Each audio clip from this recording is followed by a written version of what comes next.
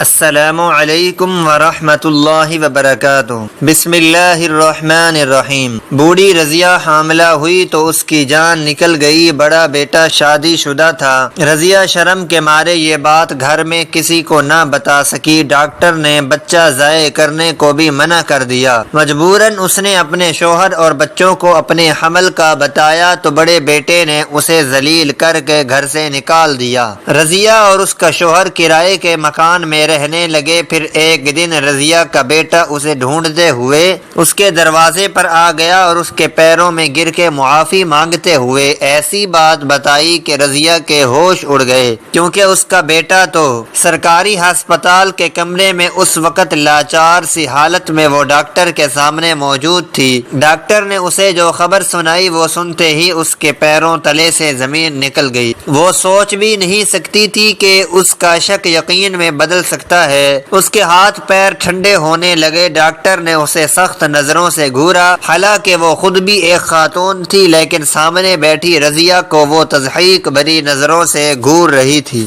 Razia be be تمہارے پیٹ میں 4 ماہ کا حمل ہے۔ رضیہ جواب میں بس اسے بے بس نظروں سے دیکھتی رہ گئی۔ کافی عرصہ پہلے اسے شک ہو چکا تھا کہ شاید وہ حاملہ ہو چکی ہے، لیکن اس وقت وہ اس بات کے دباؤ میں اس قدر خوف زدہ تھی کہ وہ کسی سے بیان نہیں کر پائی۔ آج بھی بخار کا بہانہ کرتے ہوئے وہ گھر سے نکلی اور سرکاری ہسپتال آ گئی، جہاں پر اس وقت ڈاکٹر نے اس کے شک کو یقین میں بدل دیا۔ اس کے چہرے کی تاریک رنگت کو دیکھتے ہوئے ڈاکٹر نے ایک بار پھر اسے سخت لہجے میں شرمندہ کیا۔ تم گاؤں کی عورتیں ایسی ہی ہوتی ہیں، بھلا اس عمر میں تمہارا حاملہ ہونا بنتا تھا۔ اس کے پاس کھڑی نرس بھی تماش بین کی حیثیت سے رضیہ کو گھور رہی تھی۔ اس کے چہرے کی معنی خیز مسکراہٹ اسے مزید شرمندگی میں مبتلا کر رہی تھی۔ ڈاکٹر صاحبہ، میں اس حمل کو ضائع کرنا چاہتی ہوں۔ بالآخر وہ ڈاکٹر کی جانب بڑھتے ہوئے منت آمیز لہجے میں بولی۔ ساتھ ہی اس نے اپنے دوپٹے کے پلو سے باندھے ہوئے 2000 روپے ڈاکٹر کی جانب بڑھائے۔ تمہارا حمل کافی عرصے کے بعد ہوا ہے اور اس وقت بچہ 4 ماہ کا ہے، تو اس حالت میں حمل گرانا تمہارے لیے موت کا سبب بن سکتا ہے۔ ڈاکٹر نے اسے مزید خوفزدہ کرنا چاہا، لیکن اس وقت وہ جتنی شرمندہ تھی اس سے بہتر تھا کہ وہ خود کو موت کے منہ میں دھکیل دیتی۔ ڈاکٹر صاحبہ، کوئی تو حل ہوگا اس کا۔ اس نے ایک بار پھر التجا کی۔ یہ سب کچھ کرنے سے پہلے سوچنا تھا بی بی۔ اب جاؤ یہاں سے، اس کا کوئی حل نہیں ہے۔ ڈاکٹر کا لہجہ اس وقت اتنا جاہلانہ تھا کہ وہ کہیں سے بھی ایک پڑھی لکھی ڈاکٹر نہیں معلوم ہو رہی تھی۔ واپسی کے لیے اٹھتے ہوئے رضیہ کے دل کی حالت اس کے لیے تکلیف دہ تھی۔ وہ سوچ بھی نہیں سکتی تھی کہ اس عمر میں اسے اس شرمندگی کا سامنا کرنا پڑے گا۔ نہ جانے اب کیا ہوتا۔ گھر آتے ہی اس کی بہو طاہرہ نے اس کی جانب دیکھتے ہوئے پوچھا، اماں کیا کہا؟ ڈاکٹر نے اس کے سوال کو سنتے ہوئے رضیہ کے چہرے کا رنگ ایک پل کے لیے بدل گیا۔ خود کو نارمل ظاہر کرتے ہوئے اس نے نفی میں سر ہلایا اور کمرے کے اندر چلی گئی۔ دوائیوں کو بستر کے نیچے چھپا کر وہ خود بھی چارپائی پر بیٹھ گئی۔ طاہرہ کو رضیہ کے چہرے کی اڑی ہوئی رنگت تجسس میں مبتلا کر گئی۔ وہ خود بھی اس وقت 2 ماہ کے حمل سے گزر رہی تھی۔ طاہرہ رضیہ کے اکلوتے بیٹے جنید کی بیوی تھی۔ کچھ عرصہ پہلے ان کی شادی ہوئی۔ اب تو وہ خیر سے باپ بھی بننے والا تھا۔ شادی کے 2 سال بعد گھر میں خوشی کی اس خبر نے گویا سب کے چہروں پر مسکراہٹ بکھیر دی۔ اس گھر میں آنے کے بعد طاہرہ نے اس گھر پر اپنی حکمرانی جما دی۔ رضیہ اس کی ضد، ہٹ دھرمی اور بد کلامی کے بعد بھی خاموشی اختیار کر لیتی۔ جو بھی تھا، جنید اس کا اکلوتا بیٹا تھا اور اس نے کافی منتوں اور مرادوں کے بعد حاصل کیا تھا۔ اس کی زندگی میں اگر جنید کا کوئی سہارا تھا تو وہ جنید ہی تھا۔ جنید بھی ماں سے بے حد لگاؤ رکھتا تھا۔ طاہرہ کے کان بھرنے کے باوجود وہ کم ہی اس جانب متوجہ ہوتا۔ شام تک رضیہ اپنے کمرے میں ہی رہی۔ اس میں ہمت ہی نہیں تھی کہ وہ باہر نکل کر کسی کا سامنا کر پاتی۔ اسے یوں معلوم ہوتا تھا جیسے ہر دیکھنے والی آنکھ اس کے لیے تمسخر کا باعث بن رہی ہے۔ شام شام کو کھانا کھانے کے بعد وہ دوبارہ اپنے کمرے میں چلی گئی۔ طاہرہ بھی اس کی عجیب و غریب حرکتوں کو دیکھ رہی تھی۔ اسے سمجھ نہیں آ رہی تھی کہ آخر اس کی ساس کیا چھپائے بیٹھی ہے۔ حسب معمول سلیم رات دیر سے گھر میں آیا۔ طاہرہ نے اسے سالن گرم کر کے روٹی پکڑائی اور خود بھی پریشان سی اس کے قریب ہی بیٹھ گئی۔ سلیم سارا دن محنت مزدوری کرتا، لیکن اس کے باوجود وہ پیسوں کو اسی طرح اڑاتا۔ ساری زندگی اس نے گھر اور اولاد کے متعلق نہیں سوچا تھا۔ کیا بات ہے آج بڑی مرجھائی ہوئی ہے رضیہ؟ سلیم نے رضیہ کے مرجھائے ہوئے ضعیف چہرے کو دیکھا۔ صرف 40 سال کی عمر میں وہ وقت سے زیادہ بوڑھی معلوم ہوتی تھی۔ جب سے تمہاری زندگی میں آئی ہوں سکون دیکھا ہی کہاں ہے میں نے۔ سلیم کی جانب دیکھتے ہوئے رضیہ بھی گویا پھٹ پڑی۔ جب صحن میں ان دونوں کے درمیان ہونے والی بات چیت کو طاہرہ نے کان لگا کر سنا، آہستگی سے قدم اٹھاتے ہوئے وہ دروازے کے قریب آ گئی۔ اس عمر میں یہ دن دکھانا باقی تھا۔ رضیہ روتے ہوئے آہستہ لہجے میں سلیم کو قہر بھری نظروں سے دیکھ رہی تھی، جبکہ وہ ناسمجھی سے بس کھانا کھانے میں مصروف تھا۔ کہنا کیا چاہتی ہے؟ اس نے نوالا منہ میں رکھتے ہوئے رضیہ سے پوچھا۔ 4 ماہ کا حمل ہے میرے پیٹ میں، آج ہی ڈاکٹر سے چیک کروا کر میں آئی ہوں۔ رضیہ کی بات سنتے ہی سلیم حیرت سے رک کر اسے دیکھنے لگا، جیسے اسے بھی اس بات پر یقین نہیں آیا ہو، جبکہ باہر کھڑی طاہرہ تو بس پھٹی پھٹی نگاہوں سے دروازے کو دیکھتی رہی۔ یہ اس کی ساس نے اس عمر میں کون سا چاند چڑھا دیا تھا؟ پاگل ہو گئی ہے تو بھی اور تیری ڈاکٹرنی بھی، ایسے کیسے ہو سکتا ہے؟ سلیم خود حیرت اور بے یقینی میں ڈوبا ہوا تھا۔ جنید کی عمر تقریباً 25 سال تھی اور آج 25 سالوں کے بعد رضیہ اسے بتا رہی تھی کہ وہ دوبارہ حاملہ ہے۔ مزید کچھ سنے بغیر طاہرہ پلٹ کر اپنے کمرے میں چلی گئی۔ کمرے میں داخل ہوتے ہی اس نے زوردار طریقے سے دروازہ بند کیا، جبکہ جنید نے اس کے چہرے کی جانب دیکھا جہاں پر غصہ واضح تھا۔ سارا دن مفت کے نوکر بنے رہتے ہو، کچھ پتہ بھی ہے کہ گھر میں کیا چل رہا ہے؟ اس کی تیز چلتی ہوئی زبان پر ہمیشہ کی طرح جنید نے اسے گھورا۔ یہ کس لہجے میں بات کر رہی ہو تم؟ جنید کو طاہرہ کی سخت کلامی سے ہمیشہ کوفت ہوتی۔ وہ تھکا ہارا شام کو گھر میں آتا تو طاہرہ اسے اپنے سخت لہجے سے اسے مزید تھکا دیتی۔ میں تو کروں گی اسی لہجے میں بات، اپنی ماں کو جا کر دیکھو، اس عمر میں کون سا چاند چڑھا رہی ہے وہ؟ طاہرہ مزید جنید کے قریب ہوئی، جبکہ جنید کی آنکھوں میں اب غصہ جھلکنے لگا۔ اس سے پہلے کہ وہ طاہرہ کو سخت سنا دیتا، جب طاہرہ کی بات نے اسے سن کر دیا، تمہاری ماں حاملہ ہے، اس عمر میں پھر سے بچے پیدا کرے گی وہ؟ جنید کی آنکھوں میں بے یقینی اتر آئی، جبکہ اسے خود کو بے یقین سا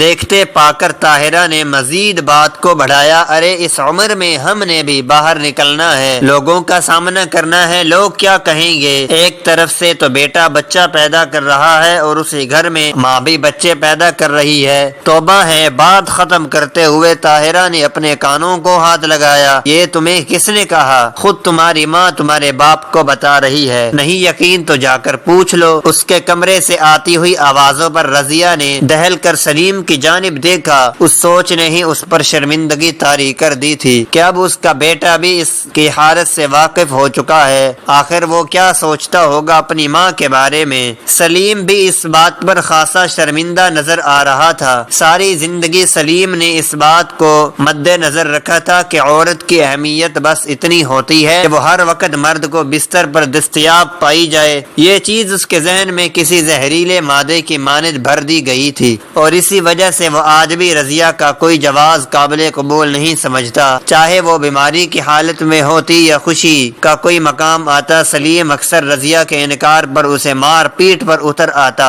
کتنی ہی بار رضیہ نے صرف اسی وجہ سے مار کھائی کہ وہ سلیم کو یہ سمجھانے کی کوشش کرتی کہ اب ان کی عمر نہیں رہی، اب ان کے گھر میں ان کی بہو موجود ہے اور جوان بیٹا بھی، لیکن وہ کسی کو بھی خاطر میں نہیں لے آتا۔ جہاں جنید اس کی اس طبیعت سے واقف تھا، وہیں کوئی بھی اس کے سامنے اس بات کو دہراتا نہیں تھا، اور اس کے بعد آج حقیقت اس کے سامنے تھی۔ اس عمر میں حاملہ ہونے کی خبر رضیہ نے اسے سنائی تو اسے بھی شرمندگی نے گھیر لیا۔ شادی کے بعد ایک عرصہ وہ بے اولاد رہے، اور اس عرصہ میں انہوں نے مختلف دوائیوں کا استعمال کیا، ہر دیسی علاج کو اپنایا، اور اس کے بعد اللہ نے ان کی گود میں جنید کو ڈال دیا۔ حمل کے آخری دنوں تک بھی سلیم رضیہ کو استعمال کرنے سے باز نہیں آیا۔ وہ یہ سمجھتا تھا کہ اللہ نے مرد پر عورت کو بالکل جائز قرار دے دیا ہے، وہ جب بھی چاہے جس حالت میں چاہے اس سے اپنی خواہش کی تکمیل کر سکتا ہے۔ کبھی کبھار رضیہ کا دل چاہتا کہ وہ کسی سے اس معاملے کا ذکر کرے، لیکن پھر شرمندگی کی بنا پر خاموشی اختیار کر لیتی۔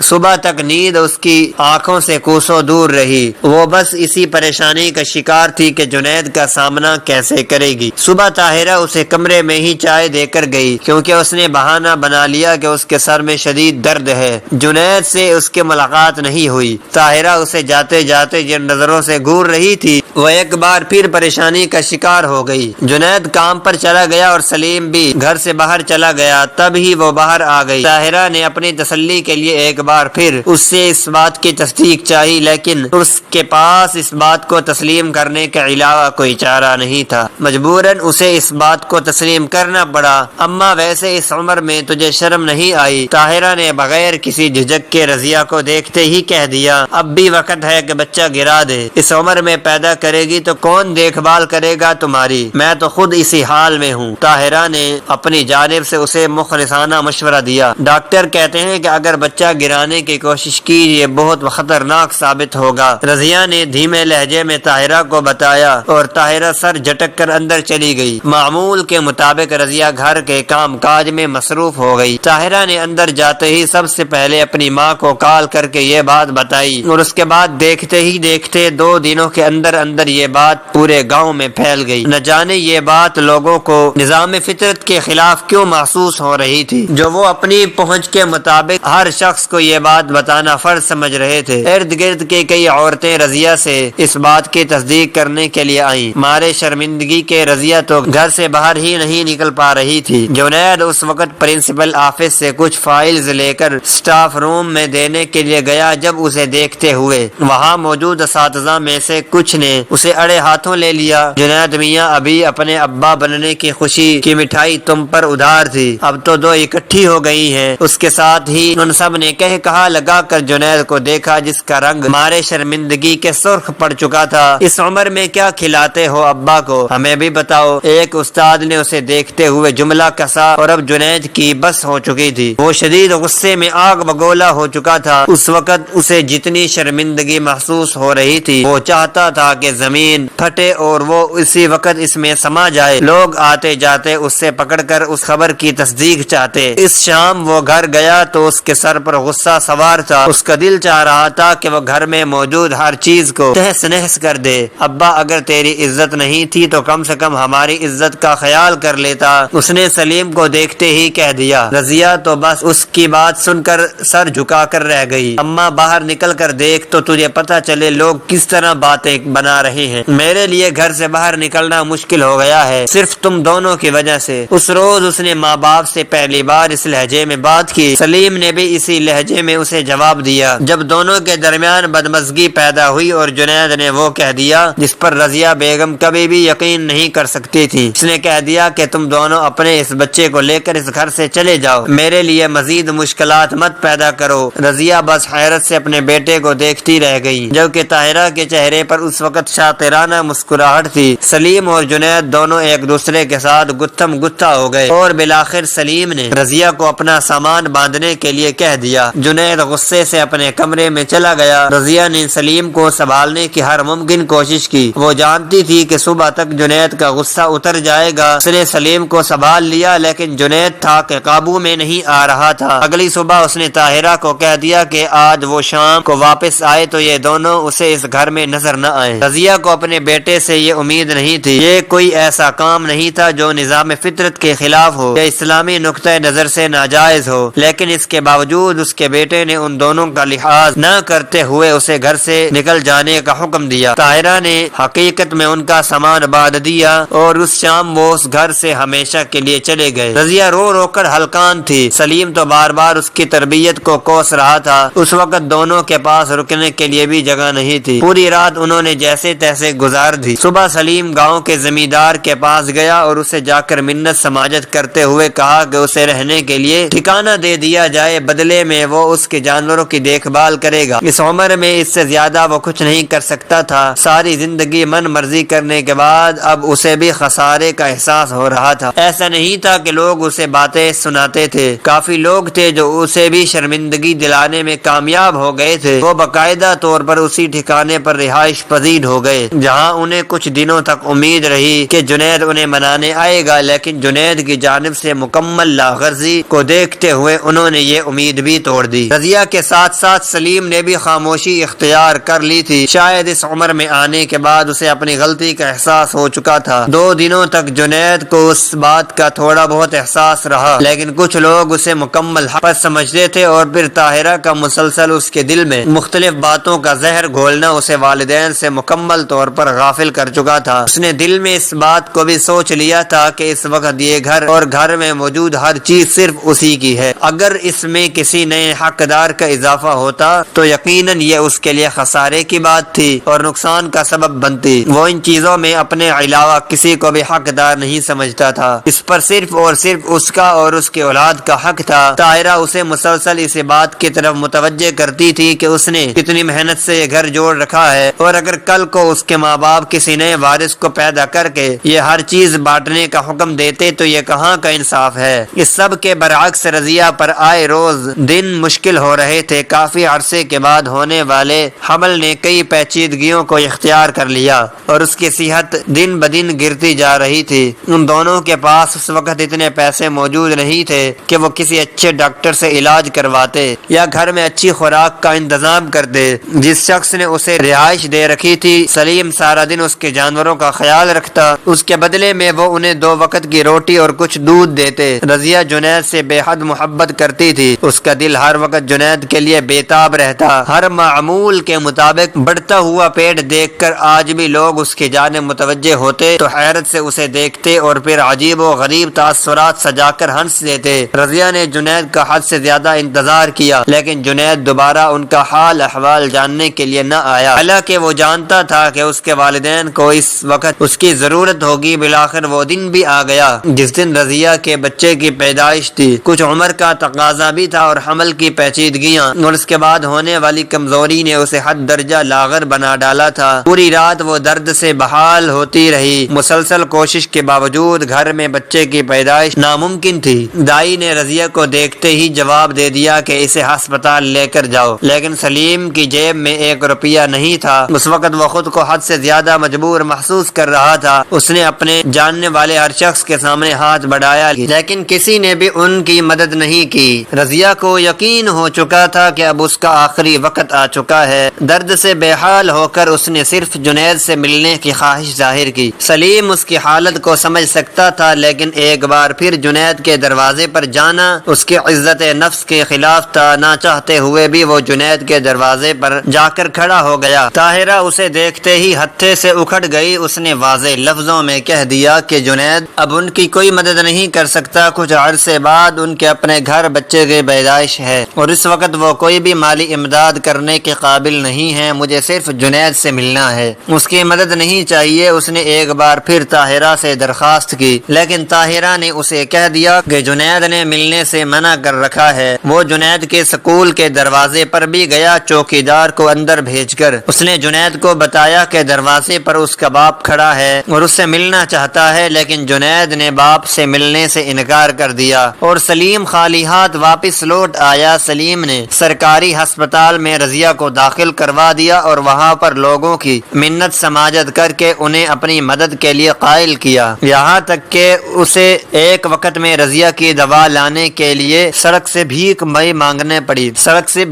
مانگنا پڑی۔ رضیہ کو آپریشن کے بعد اللہ نے ایک بار پھر بیٹے سے نوازا۔ وہ لاغر سا وجود سلیم کے ہاتھ میں بلک بلک کر رو رہا تھا اور سلیم اسے دیکھتے ہوئے رو رہا تھا۔ ایک بیٹے نے انہیں گھر سے نکال دیا اور ان کی پرواہ تک چھوڑ دی، جبکہ اللہ نے انہیں پھر سے بیٹے سے نوازا تھا جس کے لیے انہوں نے سڑک سے بھیک تک مانگنا گوارا کر لی۔ رضیہ کو وارڈ میں لا کر رکھا گیا تو ارد گرد کی خواتین بھی اس کی جانب متوجہ ہوئیں۔ کچھ نے ہمدردی کے طور پر اسے آسرا دیا تو کچھ خواتین نے تو اس اس وقت بھی اسے مذاق کا نشانہ بنا کر ظاہری افسوس سے اسے دیکھ رہی تھی۔ ایک دوسرے سے سرگوشیانہ لہجے میں شرماتے ہوئے وہ یہی بتا رہی تھی کہ اس عمر میں انہوں نے بچہ پیدا کیا ہے۔ رضیہ تو اس ننھے سے وجود کو دیکھ کر نہال تھی۔ جتنی مشکلوں کے بعد وہ اس دنیا میں لے کر آئی تھی وہ اس کے لیے کوئی معجزہ ہی تھا۔ ماں عمر کے ہر حصے میں ماں ہوتی ہے، ماں کے لیے عمر معنی نہیں رکھتی۔ اس کی ممتا اس ننھے وجود کو دیکھ کر بے حال تھی۔ اس نے اسے سینے سے لگایا تو بے اختیار ہی انہیں جنید کا ننھا وجود یاد آ گیا۔ وہ بھی اسی طرح مسرت کا باعث بنا تھا۔ اس کے پیدا ہونے پر بھی انہوں نے اسی طرح خوشیاں منائی تھی، اور آج وہ ان لوگوں سے اتنا عاجز آ چکا تھا کہ ماں کو آخری خواہش کے طور پر بھی ملنے نہیں آ پایا۔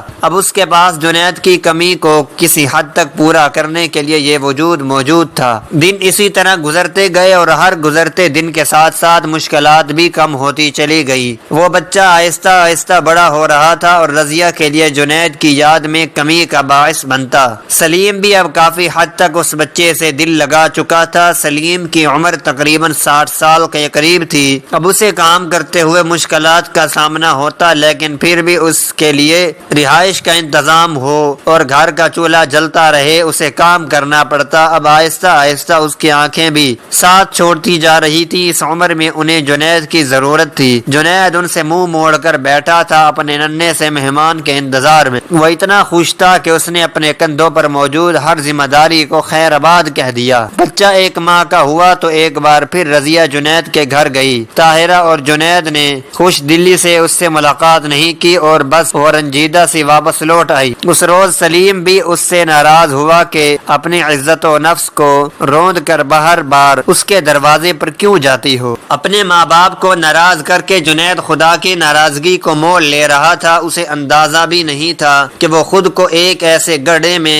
گرا رہا ہے جو صرف پچھتاووں اور ندامتوں سے بنا ہے، اور اس گڑھے میں مکمل گرنے کے بعد صرف پچھتاوے اور ندامتیں ہی مقدر بن جاتی ہیں۔ اندر ہی اندر رضیہ کو بے تابی سے جنید کی اولاد کا انتظار تھا۔ ہر ماں کو اپنے بچوں کی اولاد سے خاص انسیت ہوتی ہے۔ بالآخر اللہ نے جنید کی گود میں بھی بچہ ڈال دیا۔ رضیہ نے بس سنا تھا کہ اللہ نے جنید کو بیٹے سے نوازا ہے۔ رضیہ کا دل چاہا کہ وہ ایک بار پھر جائے، لیکن سلیم نے اسے منع کر دیا۔ وہ خود بھی نہیں چاہتی تھی کہ وہ بار بار اس کے دروازے سے رنجیدہ لوٹ آئے۔ ان کا بیٹا بار بار ان کا دل دکھانے کی وجہ سے بنے، وہ یہ ہرگز نہیں چاہتے تھے۔ آج وہ بچے کی پیدائش کو تقریباً 3 ماہ ہو چکے تھے اور رضیہ کا چھوٹا بیٹا 5 ماہ کا ہو گیا تھا، کیونکہ وہ جنید کے بیٹے سے صرف 2 ماہ بڑا تھا۔ سلیم اس وقت چھوٹے بچے کو ہاتھوں میں اٹھائے اس سے کھیل رہا تھا اور رضیہ بکری کا دودھ گرم کر رہی تھی۔ تبھی دروازے پر دستک ہوئی۔ ان مہینوں میں یہ پہلی مرتبہ تھا جب کسی نے اس بوسیدہ دروازے پر دستک دی۔ رضیہ کا دل بے اختیار دھڑکنے لگا۔ زندگی میں وہ کون سا ایسا لمحہ نہیں تھا جس لمحے اس نے جنید کو یاد نہیں کیا تھا۔ آنے والی ہوا کی سرساہٹ میں بھی وہ جنید کی آمد کو ڈھونڈتی رہی تھی۔ دودھ وہیں پر رکھتے ہوئے وہ تیزی سے دروازے کی جانب بڑھی اور دروازہ کھول دیا۔ ایک لمحے کے لیے اسے یوں محسوس ہوا جیسے اس کا دل بند ہو جائے گا۔ دروازے کی چوکھٹ پر جنید کھڑا تھا، جس کے ہاتھوں میں لپٹا ہوا ننھا سا وجود شاید اس کا بیٹا تھا۔ اسے دیکھتے ہی رضیہ کی دھڑکن بے ترتیب ہونے لگی۔ اس کی آنکھوں میں ننھے ننھے آنسو چمکنے لگے۔ جنید ماں کی بے تابی اور بے قراری کو بھانپتے ہوئے آگے بڑھا اور رضیہ کے گلے سے جا لگا۔ آج وہ حقیقت میں اس گڑھے میں گر چکا تھا جس کی ندامتوں نے اسے گھیر لیا تھا۔ سلیم تو بس دنگ بیٹھا اسے دیکھ رہا تھا، جس کے پہلو میں طاہرہ بھی سر جھکائے کھڑی تھی۔ اماں اماں مجھے معاف کر دے، میں نے آپ کا دل دکھایا۔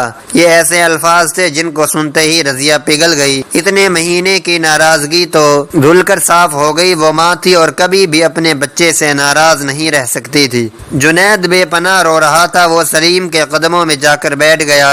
ایک دن تھا جب سلیم اس کے گھر سے خالی ہاتھ لوٹ آیا اور آج وہ اس کی چوکھٹ پر کھڑا تھا، لیکن وہ اسے خالی ہاتھ نہیں لوٹا سکتا تھا، کیونکہ وہ پھر بھی باپ تھا۔ ارد گرد کے تانوں پر دھیان دیتے ہوئے میں نے آپ کے وجود کو اپنے لیے شرمندگی کا باعث سمجھا۔ میں نے خدا کی مرضی کے خلاف جا کر فیصلہ کیا اور غرور و تکبر میں سب کچھ بھول گیا۔ وہ اعتراف کر رہا تھا جبکہ اس کی آنکھوں سے آنسو ٹوٹ کر گر رہے تھے۔ اللہ نے مجھے صاحب اولاد کر دیا ہے، لیکن میں اپنی اولاد کی وجہ سے تا عمر ندامتوں کا شکار ہوتا رہوں گا۔ لگا۔ جس روز بچے کو ڈاکٹرز نے میرے ہاتھ پر رکھتے ہوئے مجھے بتایا کہ وہ تیسری جنس سے تعلق رکھتا ہے، اس روز میرے برے رویے کی کڑواہٹ میرے ارد گرد گھیرا ڈال کر مجھے دیکھ رہی تھی۔ اس کے منہ سے یہ بات سنتے ہی رضیہ نے دہل کر اپنے دل پر ہاتھ رکھ لیا۔ اپنی ساری زندگی وہ تکلیفوں میں گزار سکتی تھی لیکن اپنے بیٹے کی آنکھ میں آنسو نہیں دیکھ سکتی تھی۔ وہ جانتے تھے کہ اس وقت وہ کس کیفیت کا شکار ہیں۔ اما آج لوگ مجھے میرے بچے کے حوالے سے عجیب و غریب نظروں سے دیکھتے ہیں۔ آج مجھے اس کے وجود کو دنیا میں لانے کے بعد بھی چھپا کر رکھنا پڑتا ہے اور شاید ساری زندگی اسے چھپا کر رکھنا پڑے، لوگوں کی درندگی سے، لوگوں کی نظروں سے۔ لوگ اور رضیہ اور سلیم اپنے سامنے بیٹھے اپنے جوان بیٹے کو درد سے روتا ہوا دیکھ رہے تھے، لیکن اس وقت ان کا کلیجہ چھلنی ہو رہا تھا۔ آج 3 مہینے ہو چکے تھے اور ہر رات جنید پچھتاوے کی آگ میں جلتا۔ جب بھی وہ اس کے وجود کو اپنے ہاتھوں میں اٹھاتا تو اسے اس وجود کا خیال تڑپانے لگتا جس کو ماں کی کوکھ میں دیکھ کر اس نے صرف شرمندگی کی وجہ سے، نفرت کی وجہ سمجھ لیا یہ خدا کی مخلوق ہے اور اس کی بنائی ہوئی کوئی چیز نامکمل نہیں۔ سلیم نے اس کے کندھے پر ہاتھ رکھتے ہوئے اس کے نامکمل وجود کو بھی تسلیم کر لیا۔ وہ دنیا کی نظر میں نامکمل صحیح لیکن ان کے لیے ان کے بیٹے کا خون تھا۔ رضیہ اور سلیم نے اسے معاف کر دیا۔ اس روز جنید انہیں اپنے ساتھ اپنے گھر لے گیا۔ طاہرہ نے بھی رضیہ سے معافی مانگ لی۔ اس کو احساس ہو چکا تھا کہ خدا کے معاملات میں مداخلت کی اجازت کسی کو بھی نہیں ہے۔ خدا را اپنی بنائی ہوئی حدود سے باہر نکل کر دیکھیں، آنے والے وجود خدا کی مرضی سے آتا ہے۔ کسی کو بھی تضحیق کا نشانہ مت بنائیں، کسی کے لیے تماش بین کا کردار مت ادا کریں، یہ قدرت کا اصول ہے، وہ تماشا دیکھنے والوں کو تماشا بنا دیتی ہے۔ ہماری آج کی یہ کہانی آپ کو کیسی لگی؟ کمنٹ باکس میں اپنی رائے کا اظہار ضرور کریں، اور مزید اس طرح کی سبق آموز کہانیاں سننے کے لیے ہماری ویڈیو کو لائک کریں، شیئر کریں اور ہمارے چینل کو سبسکرائب کریں۔ شکریہ، اللہ حافظ۔